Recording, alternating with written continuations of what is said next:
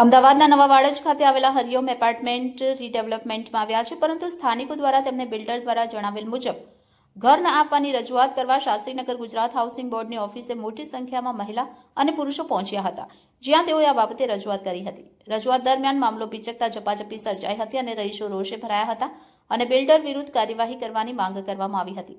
મામલો પિચકતા વાડજ પોલીસ તાત્કાલિક ઘટનાસ્થળે પહોંચી હતી અને આખો મામલો શાંત પાડતા તમામ રહીશો વાડજ પોલીસ સ્ટેશન ખાતે પહોંચ્યા હતા અને વાડજ પીઆઈ તેમજ બી ડિવિઝન એસીપીને આ બાબતે મૌખિક રજૂઆત કરવામાં આવી હતી। જો કે આખો મામલો હાઉસિંગ બોર્ડ અને બિલ્ડર સાથે સંલગ્ન હોવાથી આનો ઉકેલ તો હાઉસિંગ બોર્ડ જ લાવી શકે। મારું નામ પટેલ હિના છે, હું હરિઓમ એપાર્ટમેન્ટમાં રહું છું। આજની અમારી અહીંયા મીટિંગ હતી હાઉસિંગ બોર્ડમાં, સામે બિલ્ડરની સામે અમે અહીંયા મળવા આવ્યા હતા। 3 વાગ્યાના અમે બધા જ હરિઓમના બધા જ સભ્યો, ભાઈઓ બહેનો, નાના છોકરાઓથી લઈને બધા જ, નાના છોકરાઓ હતા તો પણ બહેનો લઈ લઈને આવ્યા છે, નોકરીમાંથી રજા મૂકીને આવ્યા છે કે ભાઈ આ રીતે જવાથી બી અમને 2 BHK મળશે। તો આજે અહીંયા અમે રૂબરૂમાં મળવા આવ્યા। એના પહેલા બી 2-3 વખત કહ્યું હતું ભાઈ આપણી સોસાયટીમાં બિલ્ડર મળવા આવશે, પણ એક પણ વખત મળવા આવ્યા નથી।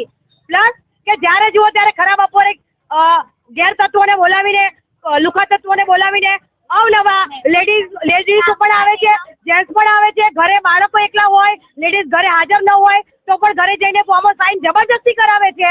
અમે પૂછીએ કે ભાઈ તમે હાઉસિંગ બોર્ડમાંથી આવો છો, ત્યારે અમને કોઈ જ પર્ટિક્યુલર જવાબ વ્યવસ્થિત એ લોકો આપતા નથી અને કે ભાઈ તમારા કમિટી મેમ્બરોએ સહી કરી દીધી છે તો તમે પણ સહી કરી દો, નહીં તો આમાંથી કશું નહીં મળે।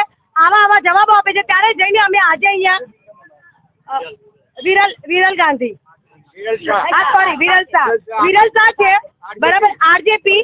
તો આજે અમે અહીંયા મીટિંગ માટે આવ્યા હતા, તો એમને અહીંયા બોલાવ્યા। અમે ખાસી વાર બધા ઉભા રહ્યા, પછી આવ્યા।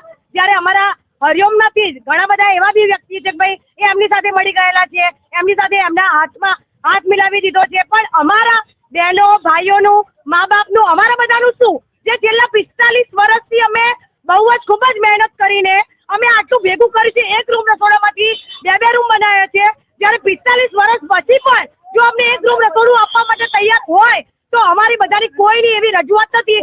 અમારે 2 BHK જોઈએ છે।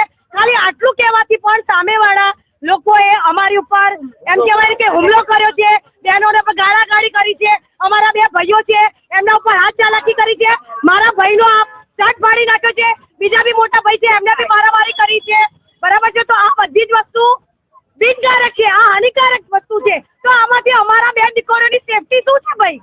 અમે ખાલી અમારી રજૂઆત કરીને અમે બધા એક થઈને બસ એટલું છે કે ભાઈ અમારા જે પણ ફ્લેટો છે અમે એમાં રિપેરિંગ કરાવીશું। જ્યાં સુધી અમને 2 BHK નહીં મળે ત્યાં સુધી અમે બધા એક થઈને દરેકને સાથ સહકાર આપીને અમારો એક જ મત છે કે ભાઈ અમારે 2 BHK જ જોઈએ છે, 2 BHK જ જોઈએ છે।